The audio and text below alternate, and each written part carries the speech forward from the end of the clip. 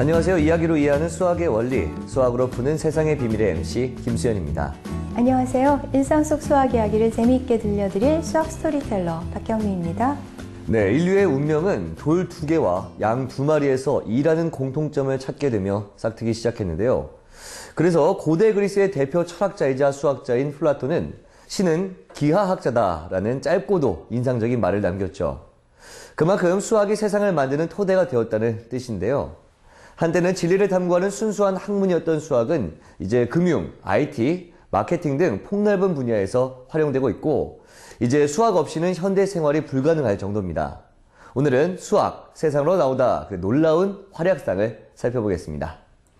수학과 가장 이질적인 분야로 떠오르는 것 중에 하나가 영화인데요. 네. 사실 수학이 그 영화의 소재를 제공하기도 했죠. 우리 프로에서 맞아요. 박사가 사랑한 수식, 또 페르마의 밀실 살펴봤잖아요. 그렇죠. 그런데 수학이 영화를 만드는 기술적인 측면에서도 크게 기여를 하고 있습니다.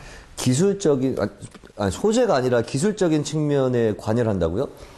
영화 혹시 캐리비안의 해적 보셨어요? 봤죠. 얼마나 좋아했는데요. 굉장히 엉뚱하고 매력적인 그 해적, 잭 스페로우가 모험을 하면서 일어나는 일들을 시리즈물로 만들었거든요. 전 세계적으로 굉장히 흥행을 했었죠. 저는 그 장면 떠올라요. 주인공 조니 뎁이 이렇게 하고 뛰어다니거든요. 막 도망다니는 게 참 귀여웠던 것 같습니다. 저도 조니 뎁의 매력에 한동안 빠졌었는데요. 이 영화에 있어서 가장 큰 볼거리는 이 세상에 존재할 것 같지 않은 그런 캐릭터를 아주 생생하게 그려낸 컴퓨터 그래픽이죠. 그렇죠. 사실 그런 측면 때문에 아카데미에서 시각효과상을 받았고 세턴 어워즈에서도 최우수 특수효과상을 받았죠. 네. 근데 혹시 수현 씨, 2편과 3편에 나왔던 데비 존스 선장을 누가 맡았는지 아세요? 그럼요. 뒤에 여기 사진 있잖아요. 얼굴이, 사실 저는 오징어인지 문어인지 좀 구분이 안 될 정도로 이렇게 좀 다리가 좀 징그럽게 나 있는 이 선장이잖아요. 근데 이렇게 봐서는 누군지 전혀 모르겠는데요? 이게 배우 빌 나이가 이 역할을 맡았었죠. 동일인물 같지 않죠? 와, 전혀 달라 보이네. 사실 해리포터의 교수로 유명한 분이시잖아요. 그리고 그 러브 액츄얼리에서 락스타 그리고 나오면서 조연도 나무조연상도 받으셨고. 그렇죠. 이 배우 빌 나이를 데비 존스 선장으로 변화시킨 게 바로 수학의 힘인데요. 네. 또 구체적으로는 나비에르-스톡스 방정식이라는 거예요.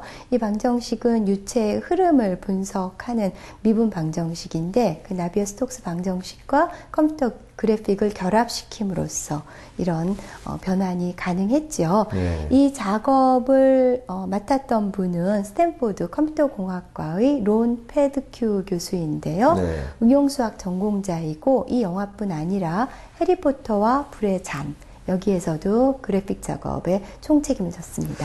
그러면요, 그 거센 파도가 이 배를 덮치는 그런 장면도 수학과 관련이 있는 건가요? 그렇죠. 그런 대표적인 장면이 나오는 게 투마로우라는 재난 영화였죠. 그렇죠. 그래서 대홍수가 그 뉴욕을 덮치는 장면. 이거 역시 나비에르-스톡스 방정식을 이용한 컴퓨터 그래픽이었는데요. 이 방정식은 유체를 이루고 있는 각 입자의 힘과 속도를 분석해서 자연스러운 유체의 흐름을 표현해 줄 수 있게 하는 거죠. 네. 유체 역학의 기본이 되는 나비에르-스톡스 방식. 이 수학의 이 위대한 업적은 영화뿐만 아니라 일상 곳곳에서도 드러난다고 들었어요.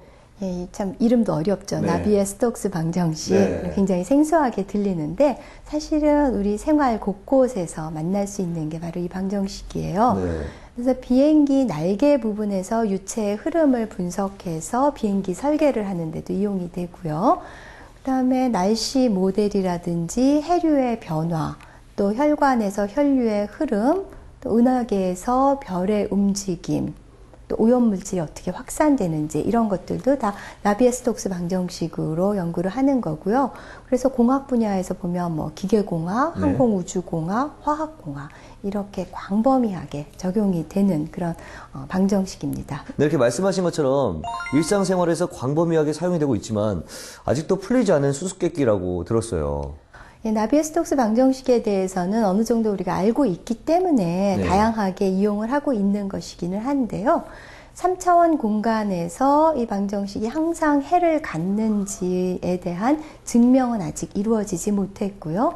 이것이 세계 7대 난제 중에 하나로 네. 지금 자리매김을 하고 있습니다. 그것을 밀레니엄 문제라고 하는데요. 미국에 있는 클레이 수학 연구소에서 2000년에 7개의 문제를 선정했고 각 문제마다 100만 불, 약 11억 원의 상금을 걸어올고 있습니다. 네, 2000년에 나왔으면 15년이나 뭐 가까이 지난 건데 이 중에서 혹시 뭐 풀린 문제는 없나요? 예, 한 문제 풀렸습니다. 한 문제요? 예, 푸앙카레 추측이라고 하는 게 이미 이제 해결이 됐는데요. 또 그거하고 관련지어서도 제가 드릴 말씀이 좀 많네요. 네. 이 푸앙카레 추측은 프랑스의 수학자였던 푸앙카레가 예측을 한 거고요. 위상 수학에 있어서 대표적인 그런 문제예요. 일단 위상수학이라는 것은 공간의 연결이나 개폐성과 관련된 본질적인 특성을 연구하는 아주 추상적인 분야고 거기서 제기된 문제인데 조금 어렵지만 푸앙카레 추측이 무엇을 의미하는지 말씀을 드리면은요. 네. 닫힌 3차원 공간에서 모든 폐곡선이 한 점으로 수축될 수 있다면 그 공간은 구와 동형이다. 이제 난해하게 들리죠. 난해하네요. 어쨌든 이제 이런 내용을 담고 있는데 이것에 대한 증명을 러시아의 수학자 그레고리 페렐만이 이제 2002년에 했고요. 네. 3년 동안의 검증 과정을 거쳐서 2005년에 확정이 됐어요. 그런데 페렐만이라는 수학자가 화제에 오르는 이유는 이분이 나는 수학을 부와 명예 때문에 하는 것이 아니다. 그러면서 그냥 모든 그 상해 수상이나 상금 같은 거를 거부했어요. 2006년에 필즈상 수상자로 사실 지정이 됐었는데 거기 시상식에 나타나지도 않았고요. 그냥 은둔 생활을 하고 있어요. 그렇군요. 처음에 이 증명을 발표한 방식부터 큰 화제를 모았는데 보통은 무슨 수학회 같은 데 가서 발표를 하잖아요. 그렇죠. 근데 이분은 그냥 2002년에 인터넷에 논문을 그냥 띄운 거예요. 처음엔 사람들이 별로 주목하지 않았는데 이제 검증 과정 거쳐보니까 진짜였던 거죠. 굉장히 기인 중에 기인이고 네. 진짜로 수학을 하는 그런 네. 어떤 구도자적인 그런 정신을 갖춘 분이라고 할 수가 있겠습니다. 네, 그렇군요. 그러니까 이쯤에서 조금 궁금해지는 게 그렇다면 이 난제들이 모두 풀린다면 어떻게 될까요? 예, 수학은 모든 학문의 토대가 되기 때문에 인류에게 지적 전환을 제공해 줄 수 있겠죠. 사실 수학의 발견이 있을 때마다 어떤 인류는 그만큼 도약을 해왔는데요. 방금 말씀드렸던 푸앙카레 추측만 하더라도 그것이 우주의 형태와 관련된 추론이기 때문에 우주의 신비를 푸는데 크게 기여할 것으로 기대합니다. 네, 저도 굉장히 기대가 되는데 수학은 언제나 당대 최고의 문명 국가에서 발전을 했고 정치, 경제, 행정, 건축, 문화, 예술 등 다른 분야와 결합을 하면서 시너지 효과를 냈는데요. 자, 미래사회의 키워드인 디지털 혁명 역시 이 수학과 함께 시작이 됐습니다. 최초의 개인용 컴퓨터의 하나인 애플은 베어먹은 사과 모양의 로고로 유명한데요. 지금은 단색의 로고로 바뀌었지만 처음엔 무지갯빛 사과였습니다. 이를 둘러싼 해석도 그 빛깔처럼 다양했는데요. 그중 흥미로운 해석에 따르면 이 로고는 영국의 천재 수학자 앨런 튜링을 기리기 위함이라는 설이 있죠. 컴퓨터의 아버지로 불리는 앨런 튜링은 1936년 현대 컴퓨터의 모델이라고 할 튜링 머신을 고안했고 1943년 인류 최초의 컴퓨터인 콜로서스를 만들었는데요. 이런 튜링의 업적을 기려 컴퓨터 공학 분야에서 최고의 권위를 자랑하는 상을 바로 튜링상이라 부릅니다. 네, 제2차 세계대전이 끝날 수 있었던 것도 이 독일군의 암호를 해독한 수학자 튜링의 공이 있었잖아요. 따라서 수학이 굉장히 공헌을 했다 이렇게 볼 수가 있는데 근데 이 애플 로고와 튜링 왠지 관계가 있을 것 같아요. 어떤 관계가 있는 건가요? 앨런 튜링은 세계대전을 종식시킨 1등 공신인데 네. 개인적으로는 그렇게 평탄한 삶을 살지 못했어요. 네. 앨런 튜링은 동성애자였고요. 그래서 법원으로부터 화학적인 그런 치료를 받도록 강요받았고 그런 모멸감을 이기지 못하고 자살을 했는데요. 네. 그 자살한 방법도 아주 또 특이하죠. 백설공주가 독사과를 먹은 것처럼 네. 이 사과에 주사기를 이용해서 청산가리를 주입하고 그 사과를 한 입 베어 먹고는 자살을 했어요. 네. 그때 나이가 42세, 1954년이었죠. 그렇군요. 그래서 20여 년 후에 이 스티브 잡스가 최초로 개인용 컴퓨터를 만들면서 이름을 애플이라고 지었고요. 한입 베어먹은 그 모양으로, 사과 모양으로 로고를 만들었잖아요. 그렇죠. 앨런 튜링이 아무래도 그 컴퓨터 발명에 있어서 토대를 마련해 주었기 때문에 그를 기리기 위한 것으로 보이고요. 네. 특히 7색깔 무지개가 동성애를 나타내잖아요. 네. 그래서 여기 이렇게 애플 로고에 특히 무지갯빛을 넣은 것을 보면은 튜링을 추모하기 위한 것이 아닌가 하는 생각을 할 수가 있겠죠. 네. 그리고 그 튜링을 기려서 또 튜링상이라는 컴퓨터공학계의 최고상이 제정되기도 했습니다. 네, 애플 컴퓨터의 로고로 환생한 튜링처럼 이렇게 위대한 과학자들의 생목을 연도해서 아주 재미난 이런 현상을 찾을 수 있다고 들었어요.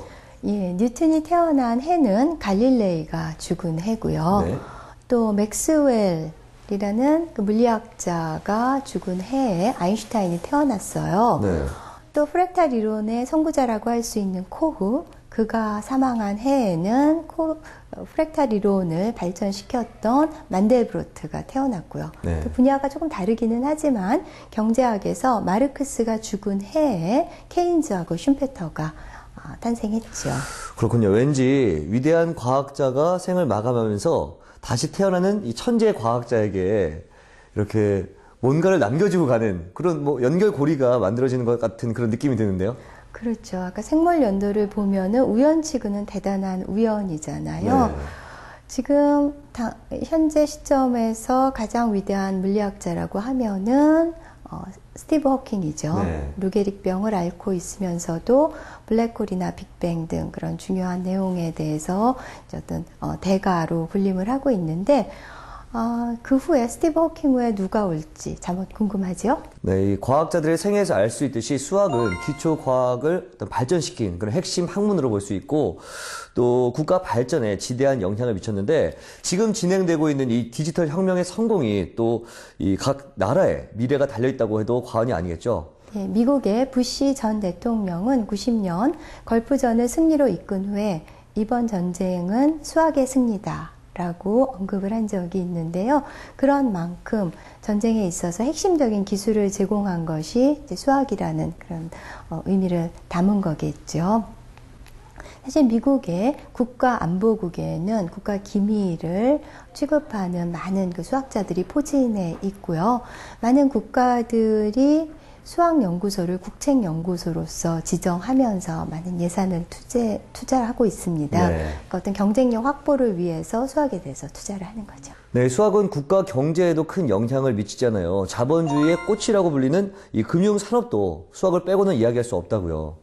1973년에 블랙과 슐츠 같은 수학자들이 이론을 만들어서 금융시장의 흐름을 예측하는 그런 방법을 제공했는데요. 사실 1990년대, 2000년대 아주 우수한 수학자랑 물리학자들이 대거 미국의 월가로 진출을 했죠. 네. 그 추세가 약간 주춤하기는 했지만 여전히 지금도 많은 수학자들을 월가에서 받아들이고 있습니다. 그러고 네. 보면은 그 세계 금융 흐름을 좌지우지하는 것도 수학 이론이고 또 그 이면에는 수학자들이 있다고 할 수 있겠습니다. 네, 그러니까요. 그래서 이 수학자들이 펀드 매니저, 유명한 펀드 매니저가 된 사례도 많이 있다고 들었어요.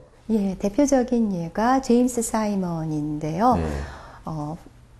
어느 정도로 유명한 분이냐 하면은요, 네. 2005년부터 내리 3년 동안 펀드 매니저 세계 1위 그 수익을 유지했고요. 지금도 포브스지가 선정하는 세계 부자 그 랭킹에 항상 이제 이름을 올리고 있죠. 부럽네요. 예. 그런데 그 제임스 사이먼은 수학자에서 출발을 했어요. 네. 1974년에는 천 사이먼스 이론을 발표하기도 했고, 23세의 나이에 하버드대 교수로 임명이 됐는데, 뭐 그것도 4년 만에 박차고 나와서 미국 국가안보국에서 암호해독에 네. 대해서 또 일가견을 쌓다가 또 나와서 헤지펀드 회사, 르네상스 테크놀로지라는 그런 회사를 세웠죠. 네. 그러면서 세계 금융계의 총화로 등장을 했는데요. 그래서 기쁜 소식 한 가지는 2014년에 서울에서 열리는 세계 수학자 대회에 제임스 사이먼이 와서 대중 강연을 한다고 하니까 네. 놓치지 마시기 바랍니다. 저도 꼭 가서 또 배워봐야 될 것 같습니다. 자, 이렇게 경제 이외에도 수학이 응용되는 그런 분야가 또 있을까요? 많은 분들이 좋아하시는 미드, CSI. 네네. 여기에는 생명공학과 화학의 지식들이 주로 쓰이지만은 네. 수학적 지식도 많이 활용이 돼요. 네. 예를 들어서 CCTV에 잡힌 범인의 희미한 영상을 선명하게 복원해내는데 쓰이는 수학 이론이 후리에 해석학과 웨이블렛 이론인데요. 네. 사실 CSI 제작팀은 미국의 울프람 연구소라고 하는 수학 연구자들로부터 적극적인 그런 자문을 받고 있습니다. 와, 정말 대단하네요. 수학의 힘은 알면 알수록 더욱더 놀라운 것 같습니다. 수학자에서 이 억만장자 펀드 매니저가 된 이 제임스 사이먼스, 그는 수학은 지적 호기심을 채워준 취미이자 성공의 열쇠이며 아픔을 치유해준 선물이다, 이렇게 표현을 했어요. 참 멋있는 표현인 것 같은데, 이렇게 수학은 예술, 과학, 경제 등과 이게 콜라보레이션을 통해서 더욱더 학문의 경계를 넘어서고 있습니다. 이렇게 수학의 힘에 의해서 움직이는 세상, 화면으로 한번 만나보시죠. 중앙아메리카 대륙에 자리한 니카라과 공화국은 1971년 인류 역사를 바꾼 10대 공식을 기념하는 우표를 발행했는데요. 수학이 어떻게 세상을 변화시켰는지 그 놀라운 활약상을 지켜볼까요?